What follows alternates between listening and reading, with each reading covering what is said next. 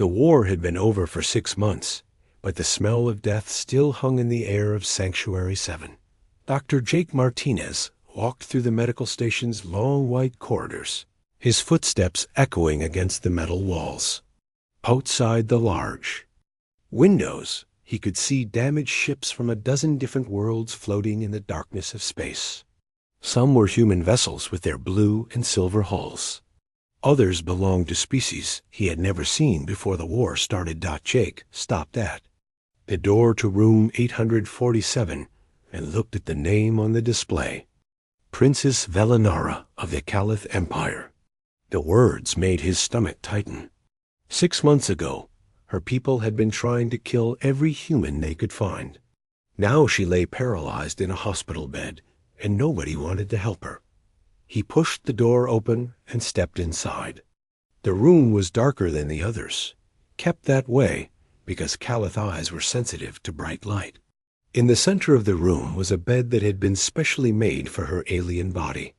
Princess Velinara was lying on her back, staring at the ceiling with large golden eyes that seemed to glow in the dim light. She was tall. Even lying down, Jake could tell she would tower over most humans when standing. Her skin was a deep purple color with silver markings that ran down her arms and face like tattoos. Her hair was long and black with streaks of silver. What struck Jake most was how still she was. Her legs didn't move at all under the white sheet that covered them. "Another doctor come to stare at the broken princess," she said without looking at him. Her voice was deep and musical, but there was bitterness in it. "Have you come to tell me there is nothing you can do like all the others?" Jake pulled a chair close to her bed and sat down. "I'm Dr. Jake Martinez. I'm here because I think I might be able to help you." Velinara turned her head to look at him. Her golden eyes studied his face for a long moment. "You are human." "Yes. My people killed many of your kind. Your people destroyed my world. Why would you want to help me?" Jake was quiet for a moment. He thought about his brother Danny, who had died in the first attack on Earth's outer colonies. He thought about the thousands of human soldiers who had died fighting the Caliph Empire. He thought about the Caliph civilians who had died when human bombs fell on their cities. "Because you're hurt and I'm a doctor," he said finally. "That's enough reason for me." Velinara made a sound that might have been laughter, but there was no joy in it. "The other doctors don't think so." "The Alteran healers said my case was too difficult. The Rigelians said they don't have the right equipment. The Centauri doctors said they don't treat former enemies. They all have good reasons to leave me here to rot." "What happened to you?" Jake asked. "I was commanding the defense of Caliph Prime when your ships arrived. A human missile hit my command center. The explosion threw me against a wall and crushed my spine. The neural clusters in my back were destroyed. In your terms, I suppose you would say my spinal cord was severed." Jake nodded. He had read her medical files, but he wanted to hear it from her. "The other doctors are right that it's difficult. Caliph nervous systems are very different from human ones. But difficult doesn't mean impossible. It does to everyone else." Velinara turned her head away from him. "My own people have declared me dead. In Caliph culture, a warrior who cannot fight is no longer considered alive. I am an embarrassment to them now." "But you're not dead," Jake said. "You're talking to me right now. This is not living. This is waiting to die." Jake stood up and walked to the window. Outside, he could see more ships arriving at the station. Some brought wounded soldiers home. Others carried refugees looking for new places to live. The war was over, but people were still suffering from it. "I lost my brother in this war," Jake said without turning around. Danny was only 19. He was on a transport ship that got hit by Caliph fighters. There were no survivors. Velinara was quiet behind him. "When I first heard I was being assigned to treat Caliph patients, I was angry. I didn't want to help the people who killed Danny. But then I realized something. Denny became a medic because he wanted to help people. He would have helped a wounded Caliph soldier if he found one. That's who he was. Jake turned back to face her. I became a doctor for the same reason, to help people who are hurt. I don't care what species they are, or what side they fought on. You're hurt, and I think I can help you. That's all that matters to me. Even if helping me makes other humans angry at you, let them be angry. I've seen enough hate and death. Maybe it's time to try something different. Velinara studied his face again. Why do you think you can succeed where others have failed? Because I'm not giving up before I start. The others looked at your case and saw all the reasons it couldn't work. I look at it and see a problem that needs solving. Yes, Caliph neural clusters are different from human nerve cells, but they still carry electrical signals from the brain to the body. If I can find a way to repair or replace the damaged clusters, there's a chance you could walk again. A chance, Velinara repeated. That's more than you have right now. She was quiet for a long time. Jake could hear the soft hum of the medical equipment and the distant sound of ships docking at the station. Finally, she spoke. If you fail, I will die. The procedures you would need to attempt are dangerous. If I don't try, you'll spend the rest of your life in this bed. Is that what you want? Velinara closed her golden eyes. No, it is not. She opened them again and looked directly at him. Very well, Dr. Jake Martinez. I will let you try to fix the broken princess, but I want you to understand something. I was a warrior before this happened to me. I led soldiers into battle. I made decisions that cost lives on both sides. I am not some innocent victim for you to save. I don't need you to be innocent, Jake said. I just need you to want to get better. I do want that. More than I can express in your language or mine. Jake smiled for the first time since entering the room. Then we have somewhere to start. I'm going to need to run a lot of tests and scans. I'll need to bring in other specialists. It's going to be a long process. I have nothing but time, Doctor. And I have nothing but determination. Let's see what we can accomplish together. As Jake left the room, he felt something he hadn't experienced since the war ended. Hope, not just for Velinara, but for what it might mean if a human and a Caliph could work together to create something good from all the destruction and pain.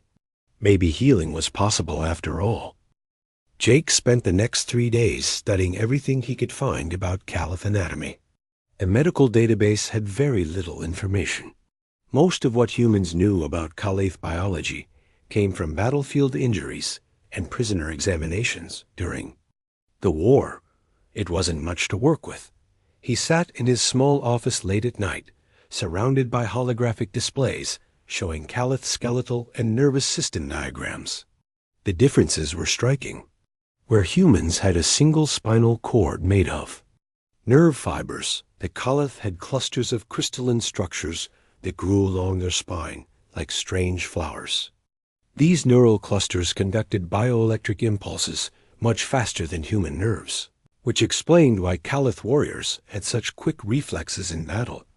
But now those same structures that had made Velinara dangerous were her biggest problem. Human nerves could sometimes heal themselves or be repaired with surgery. Caliph neural clusters, once shattered, seemed to be beyond repair. At least that's what every other doctor had concluded. Working late again, Jake? Dr. Helen Carter stood in his doorway, holding 2 cups of coffee. She was the head of the rehabilitation department and had been Jake's mentor since he arrived at Sanctuary 7. Just trying to understand how this all works, Jake said. Accepting the coffee gratefully, Helen looked at the displays floating around his desk. You know that Director Brooks wants to see you tomorrow morning. Word is getting around about your new patient. Jake sighed. Let me guess. He wants me to transfer her case to someone else. He wants you to be realistic. The Galactic Medical Council already reviewed her case. If the best minds from 4 different species can't help her, what makes you think you can? Maybe because I'm not approaching it the same way they did. Look at this. Jake pointed to one of the displays. Everyone keeps saying that neural clusters can't regenerate. But what if we don't try to regenerate them? What if we replace them? Helen frowned. Replace them with what? I don't know yet. But I have some ideas. I just need time to research them. Jake, I admire your determination, but you need to be careful. There are political considerations here. Some people think treating her at all sends the wrong message. They say we should focus on helping human veterans, not enemy aliens. She's not my enemy anymore. The war is over. Not for everyone. Did you see the protests outside the station yesterday? The Human First Coalition is demanding that all Caliph patients be sent back to their home systems. They think keeping them here is a security risk. Jake had seen the protesters. They carried signs with slogans like, "Humans first," and "Remember the colonies." He understood their anger. The Caliph had started the war by attacking human settlements. Without warning, millions of people had died before humanity could fight back. The scars were still fresh. I can't let politics decide who I treat, Jake said. If I do that, I'm not a doctor anymore. I'm just another person choosing sides. Helen nodded slowly. I know. That's why I respect what you're doing, even if I think it's impossible. Just be prepared for a fight. This is bigger than one patient now. The next morning, Jake met with Director Brooks in his office on the station's upper level. Brooks was a thin man with gray hair and tired eyes. He had been running medical stations for 20 years, and the war had aged him considerably. Dr. Martinez, I understand you've taken on the Caliph Princess as a patient. Yes, sir. Princess Velinara. I believe her condition might be treatable. Might be. The Galactic Medical Council doesn't think so. Neither do our own specialists. What makes you different? Jake had prepared for this question. I think we need to approach the problem differently. Instead of trying to repair the damaged neural clusters, we might be able to create artificial ones. Brooks leaned back in his chair. Artificial neural clusters. Has anyone ever tried that before? Not on a Caliph patient. But we've had success with similar techniques on humans.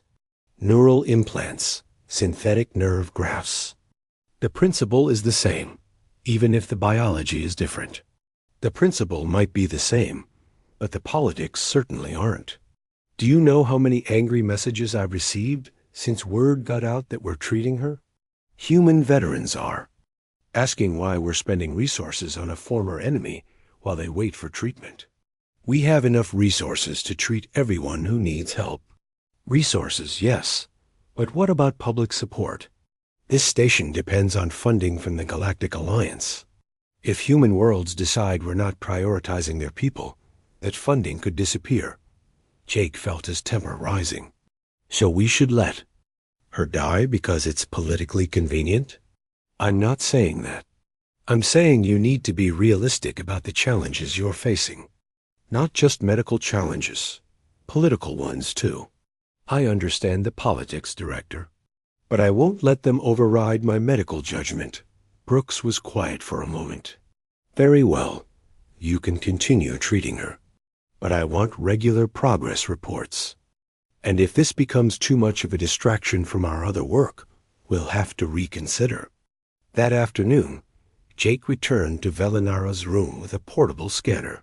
She was lying in the same position as before, staring at the ceiling. How are you feeling today? He asked, the same as yesterday, and the day before that. I feel nothing.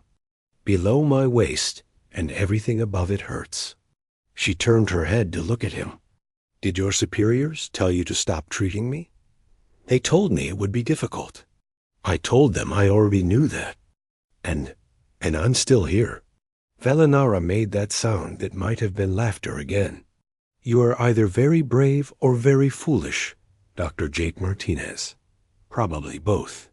I need to do some scans today. They might be uncomfortable. I am used to discomfort. Jake spent the next hour running detailed scans of her nervous system. The damage was extensive. The neural clusters along her lower spine had been completely destroyed by the explosion. But as he studied the results, he began to see possibilities that other doctors had missed. "Can I ask you something personal?" Jake said as he put away his equipment.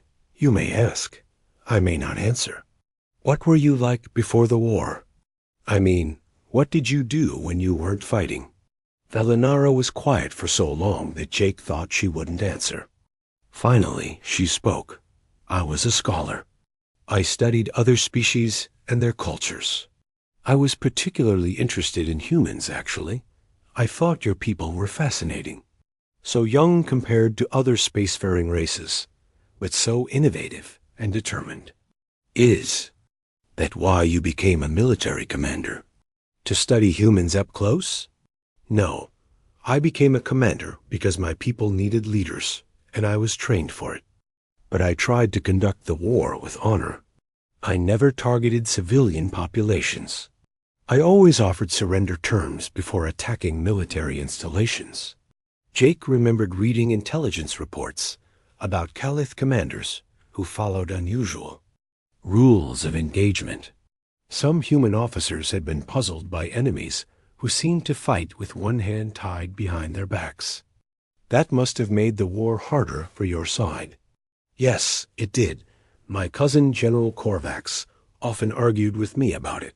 He believed we should use every weapon available, target every human settlement. He said my honor would cost us the war. Was he right? Perhaps. But I could not bring myself to slaughter innocents, even to save my own people. That is why I am here now, broken and abandoned. My honor became my weakness. Jake finished packing his equipment. I don't think honor is ever a weakness. Maybe. That's why I want to help you. You fought with honor, even when it was hard. And now you are treating me with honor, even when it is hard for you. Maybe we understand each other better than our people think we can." As Jake prepared to leave, Valinara called his name. "Doctor, there is something you should know. My cousin Korvax is still alive. He leads a faction of Kalath who believe this war should continue.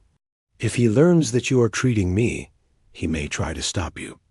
Not because he cares about me, but because he sees any cooperation between our species as betrayal. Are you warning me away?" "No. I am warning you to be careful. Korvax is not like me. He has no honor, only hatred." Jake nodded. "Thank you for telling me, but it doesn't change anything. I'm still going to help you." "Why? You could have a normal life treating human patients. Why risk everything for someone like me?" Jake thought about his brother Danny again, about all the people who had died in the war, about all the hatred and fear that still poison the galaxy. Because someone has to be first. Someone has to show that we can do better than just fighting and hating each other. Maybe it starts with one doctor and one patient. Maybe it starts with us.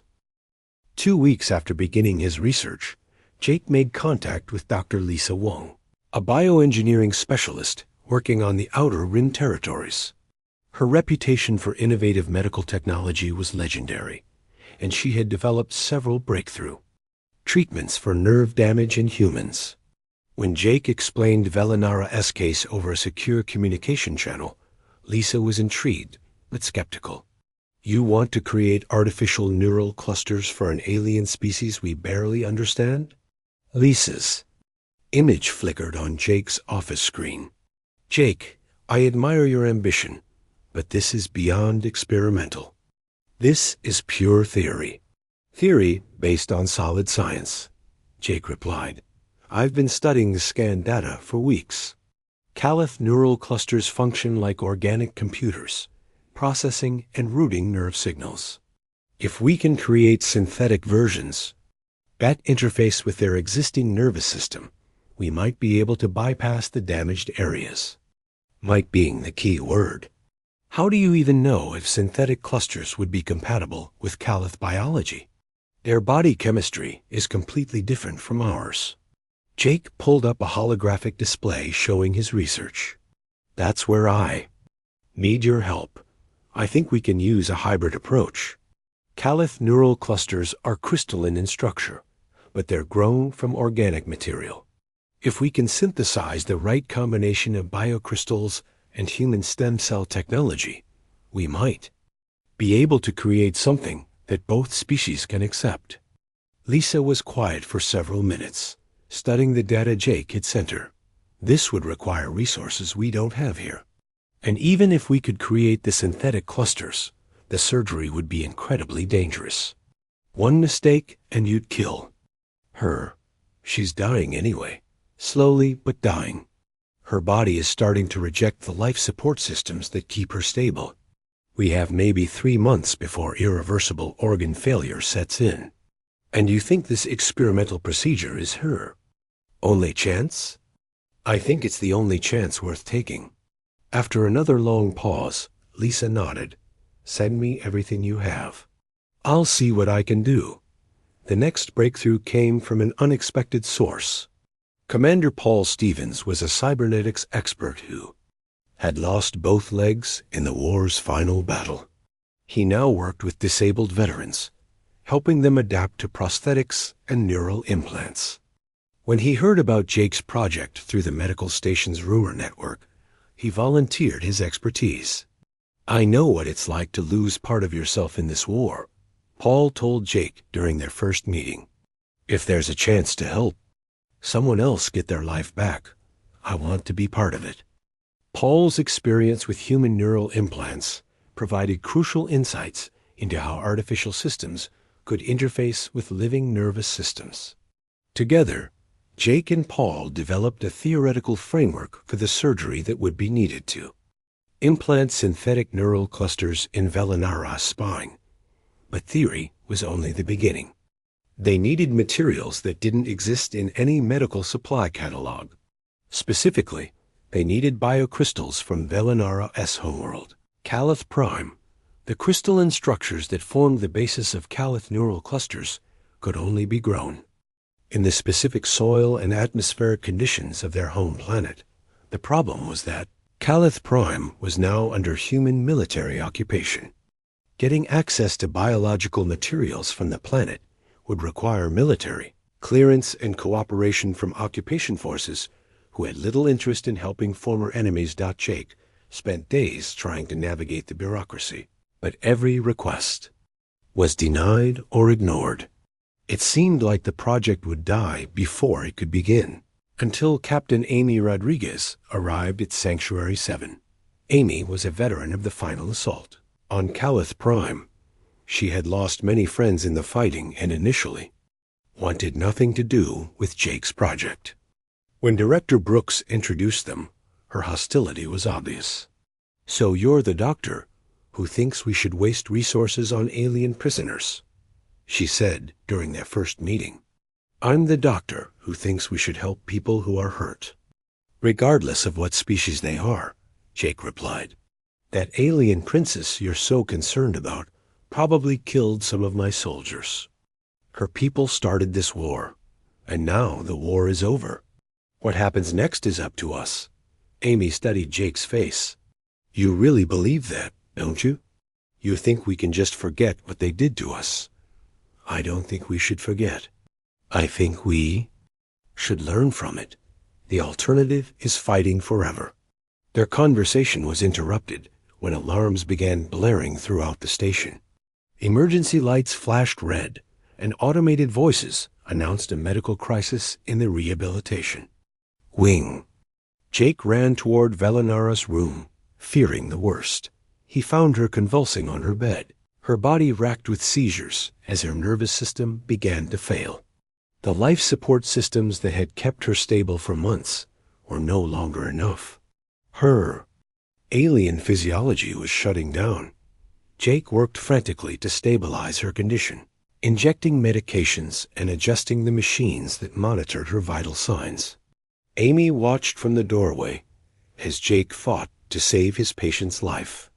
"Come on, Velinara, stay with me," Jake whispered as he worked. "We're not done yet. We haven't even started." It took an hour to get her stable again, but Jake knew it was only temporary. The seizures would return, and each time they would be worse. Without the experimental treatment, Velinara had days to live, not months. Is she going to make it? Amy asked when Jake finally stepped away from the bed. "Not without surgery. And I can't do the surgery without those biocrystals from her homeworld." Amy was quiet for a long time, looking at Velinara's still form on the bed. "What exactly do you need from Calith Prime?" Jake explained about the crystalline structures and how they formed the basis of Calith neural clusters. They grow in caves deep underground. The occupation forces probably don't even know they exist.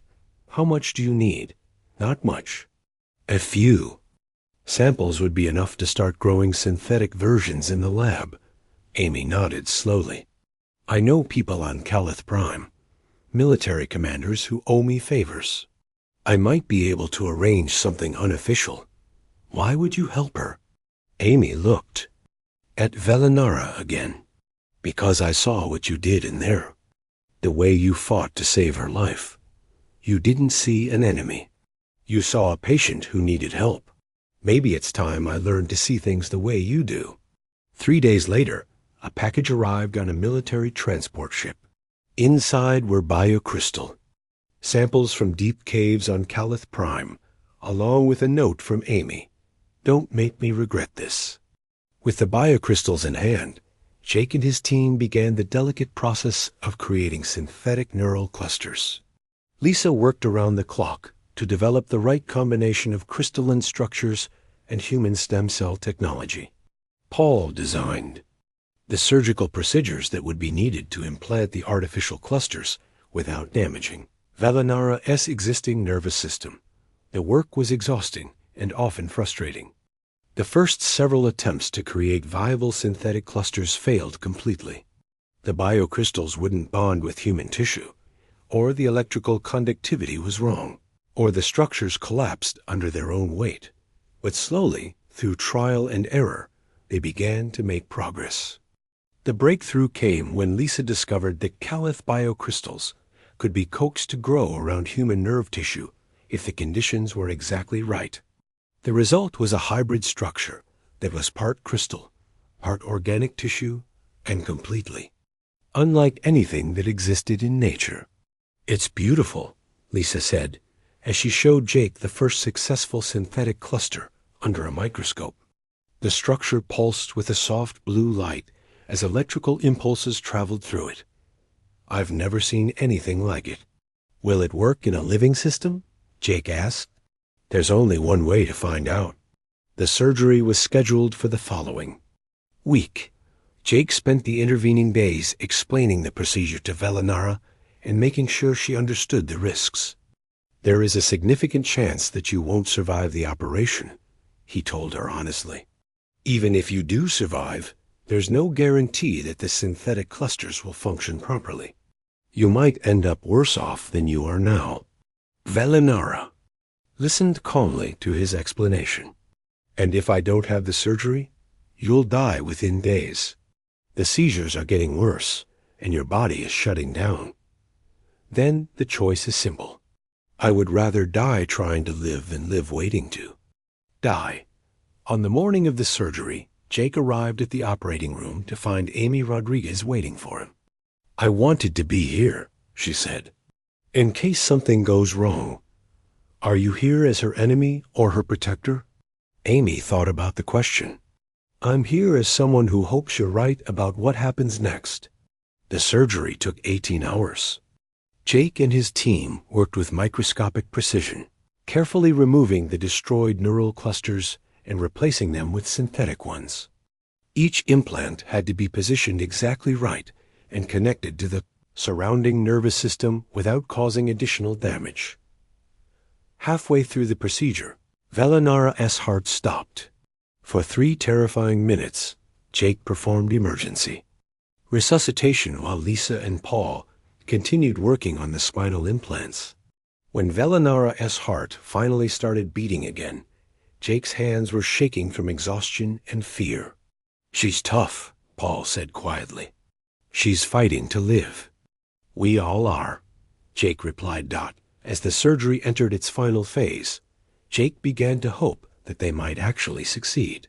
The synthetic neural clusters were integrating well with Velinara's existing nervous system, and her vital signs were stable. But then something went. Jake woke up 3 days after the surgery with no feeling in his left arm. The neural tissue extraction had been successful, but the cost was exactly what Lisa had warned him about. Dr. Helen Carter sat beside his bed, her face showing the worry she had been carrying since the operation ended. "How is she?" Jake asked, his voice hoarse from the breathing tube that had been removed that morning. "Alive. The implants are functioning, and her immune system has stopped rejecting them. Lisa thinks the integration was successful, but we won't know for sure until she wakes up." Jake tried to move his left arm and felt nothing. The limb lay still against his side like a dead weight. "How bad is the damage to me?" "The paralysis might be temporary. Your own neural pathways are trying to regenerate around the area where we remove tissue. Paul is optimistic that you'll regain most of the function in a few weeks. And if I don't?" Helen was quiet for a moment. "Then you'll have given up part of yourself to save her life. Was it worth it?" Jake thought about Velinara lying unconscious in the operating room, her body finally accepting the synthetic neural clusters that might give her a chance to walk again. "Ask me when we know if she can move her legs." That afternoon, Jake insisted on being wheeled to Velinara's room despite Helen's protests. She was awake, staring at the ceiling as she had so many times before. But something was different. There was alertness in her golden eyes that hadn't been there since the day they met. "You look terrible, Dr. Jake Martinez," she said when she noticed him in the doorway. "You look better than I expected, Princess." Jake had his wheelchair positioned beside her bed. Up close, he could see the small monitoring devices attached to her spine, tracking the function of the synthetic neural clusters. "Can you feel anything?" he asked. "I can feel the bed sheets against my legs. It is the first sensation I have had below my waist in 8 months." Her voice was quiet, filled with an emotion Jake couldn't identify. "I had forgotten what it was like to feel anything there. Try to move your toes." Velinara closed her eyes in concentration. For several seconds, nothing happened. Then, slowly, Jake saw movement under the sheet covering her feet. It was barely noticeable, but her toes were moving. "I did it," she whispered. "I can feel myself doing it." Jake felt tears in his eyes. Months of research and preparation, 18 hours of surgery, and the risk of his own disability had led to this moment. Velinara could move again. "It's just the beginning," he said. "The synthetic clusters need time to fully integrate with your nervous system. You'll need physical therapy to rebuild the muscle strength in your legs. It will be a long process. I don't care how long it takes. For the first time since I was injured, I have hope." Over the following weeks, both Jake and Velinara worked on their recovery. Tony Guerriere, the station's head physical therapist, designed rehabilitation programs for both of them. Jake slowly regained sensation in his left arm as his nerves healed from the tissue extraction. Velinara progressed from moving her toes to bending her knees to sitting up without assistance. The success of the surgery created unexpected problems. Word of Jake's breakthrough spread throughout the medical station and beyond. Scientists from across the galaxy requested access to his research data. Medical schools wanted him to lecture on interspecies surgical techniques. The Galactic Medical Council, which had initially dismissed Velinara's case as hopeless, suddenly wanted to claim credit for supporting innovative treatment approaches. But not everyone was pleased with Jake's success. The protests outside Sanctuary 7 grew larger and more aggressive. The Human First Coalition organized rallies demanding that Jake be stripped of his medical license for collaborating with enemy aliens.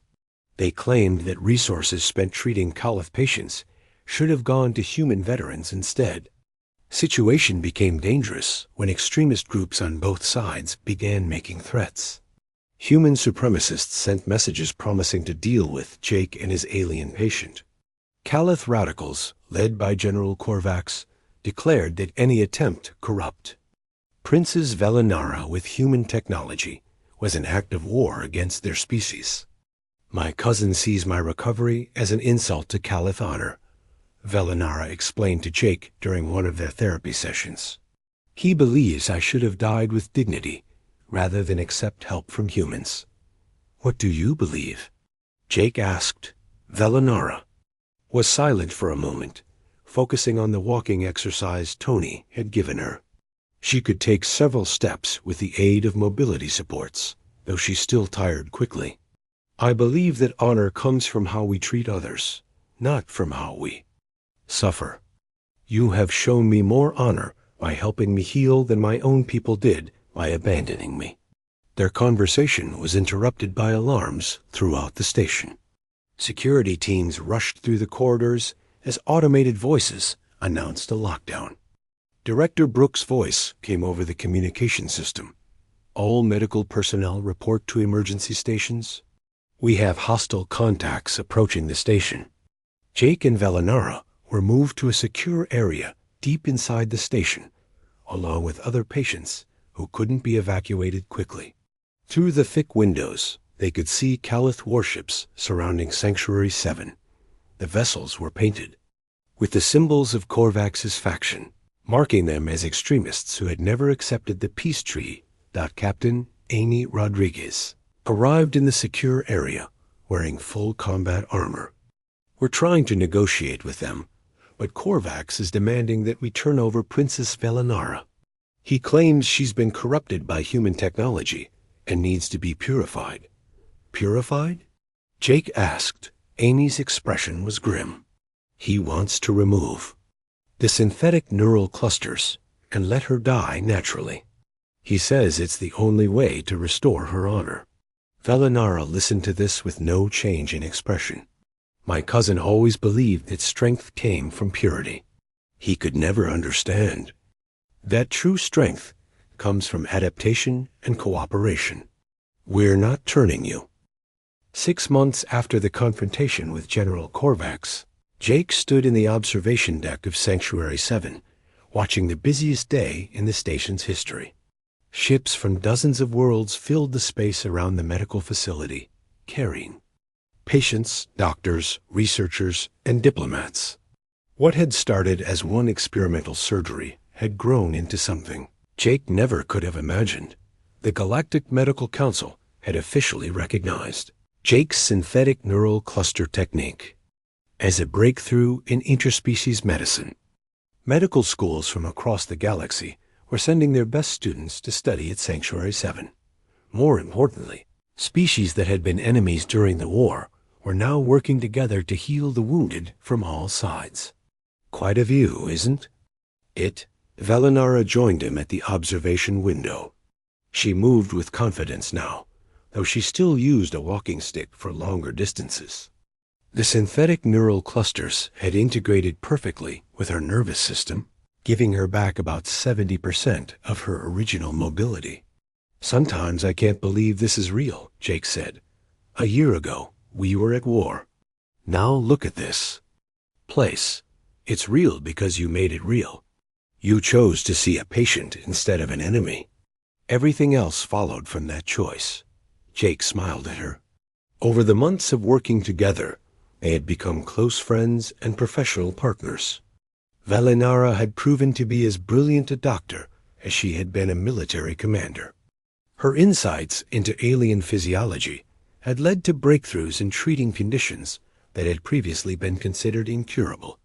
The Galactic Council wants to make our program official, Jake said. They're proposing the creation of a new medical division focused on interspecies cooperation.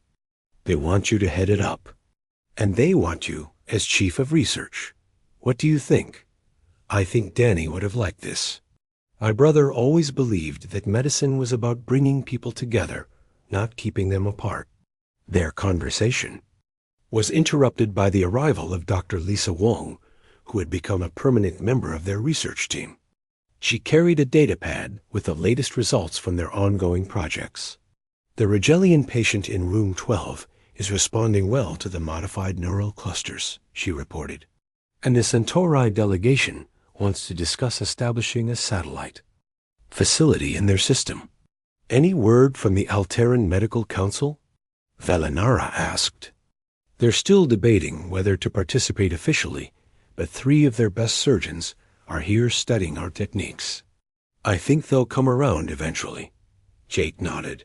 The Alterans had been the most resistant to cooperation, partly because their healing philosophy emphasized spiritual rather than technological solutions. But even they couldn't ignore the results Jake's team was achieving. What about the human veterans groups? Jake asked. Are they still protesting our work? Lisa's expression grew more serious. The extremist groups are still causing problems, but public opinion has shifted significantly. When word got out that we've successfully treated more human patients than alien ones, most of the opposition died down. Plus, the families of soldiers we've helped are speaking out in our favor. It was true. Jake's techniques had proven equally effective in treating human spinal injuries. Veterans who had been told they would never walk again were now returning to active lives. The irony that an experimental treatment developed for an alien patient was helping human soldiers wasn't lost on anyone. There's something else, Lisa continued. We just received a communication from Calith Prime. The new government wants to invite us to establish a medical center there. Jake and Valinara exchanged glances. Calith Prime had been devastated by the war, and medical facilities were desperately needed. But the planet was still recovering from the conflict, and not everyone there would welcome human doctors. What kind of reception could we expect? Jake asked. Mixed, Valinara admitted. Many of my people are grateful for what we've accomplished here, but others still see cooperation with humans as betrayal. It would be dangerous, especially for you. When has that ever stopped us before? Before Valinara could respond, they were joined by Captain Amy Rodriguez, who had become the unofficial security coordinator for the station's expanded operations. She looked pleased but tired. The conference room is ready for the ceremony, she announced. Are you two prepared for your big moment? Jake had almost forgotten. Today marked the official launch of the Cross-Species Medical Initiative, the organization that would carry their work to other parts of the galaxy. Representatives from over 20 different species were gathered to sign the founding charter. As ready as we'll ever be, Jake said. The ceremony was held in Sanctuary 7's largest conference room, which had been hastily expanded to accommodate delegates from so many different worlds. Jake looked out at the assembled crowd and marveled at the diversity. Humans sat next to Calith. Former enemies shared data and discussed collaborative research projects. Director Brooks introduced Jake and Valinara to thunderous applause from a mixed audience. Jake stepped to the podium feeling nervous, despite all the speeches he had given over the past months. A year ago, I met a patient who changed my understanding of what medicine could accomplish, he began. Princess Valinara was paralyzed, abandoned by her own people, and considered untreatable by the galaxy's best doctors. But she taught me that healing isn't just about fixing broken bodies. It's about mending broken relationships and building bridges across the divisions that separate us. Jake paused and looked at Valinara, who smiled encouragingly from her seat in the front row. The synthetic neural clusters we developed were just the beginning. The real breakthrough was learning to see past our differences to recognize our shared desire to help those who are suffering. Today, we're not just launching a medical initiative. We're proving that former enemies can become partners in creating something better than what existed before. When Jake finished speaking, Valinara took the podium. Her presence commanded immediate attention from the audience. "Dr. Jake Martinez saved my life," she said simply. "But more than that, he showed me a different way to serve my people and the galaxy.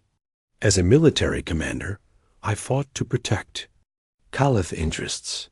As a doctor, I fight to protect all life, regardless of species or origin."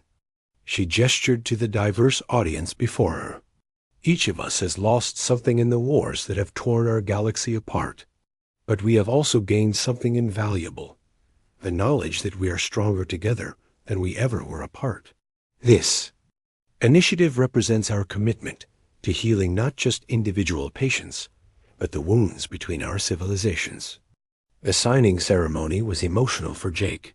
As representatives from each species added their names to the charter, he thought about the long journey that had brought them to this moment. It had started with one injured alien and one stubborn human doctor who refused to give up. Now it was becoming a movement that could change the galaxy. After the formal proceedings ended, Jake found himself in the station's medical bay, checking on current patients. It was where he felt most comfortable, working directly with people who needed help. Valinara joined him as he examined a young Rigelian soldier who had lost his sight in a mining accident. "The optical nerve reconstruction is progressing well," Jake told the patient. "You should start seeing light and shadow within a few days." "Thank you, doctor," the soldier replied in accented human standard. "My family thought I would never see again." "Your family was wrong. Medicine advances every day. What seems impossible today might be routine tomorrow." As they left the patient's room, Valinara smiled at Jake. "You sound more optimistic than when we first met." "I have good reason to be. Look around us. Look at what we've built together." They paused at the window overlooking the main corridor. Below them, doctors and nurses from multiple species worked side by side. Patients who would have been enemies during the war were now roommates in recovery. Children from different worlds played together in the family areas. "There's something I need to tell you," Valinara said quietly. "The Caliph Council has offered me a position as their ambassador to the Galactic Alliance. It would mean leaving Sanctuary 7. Jake felt a pang of loss. Valinara had become not just his partner in research, but his closest friend. The thought of continuing their work without her was difficult to imagine. "That's a tremendous honor," he said, meaning it. "You'd be perfect for the role." "I haven't accepted yet. This work we're doing here feels too important to abandon." "It is important. But maybe it's important enough that it needs to spread beyond this station. As an ambassador, you could establish medical cooperation agreements with dozens of worlds. You could do more good than you ever could staying here." Valinara was quiet for a moment. "What about our research? What about the patients who still need help?" "The research will continue. We've trained dozens of doctors in our techniques, and the patients will keep getting help, just from more places than before." Jake smiled at her. "Besides, I have a feeling this won't be goodbye forever. Ambassadors travel a lot. I'm sure you'll find reasons to visit medical facilities across the galaxy." "You're right, of course, but it won't be the same." "No, it won't be the same. It will be bigger and better and more important than anything we could accomplish alone." 3 months later, Jake stood on the observation deck again, but this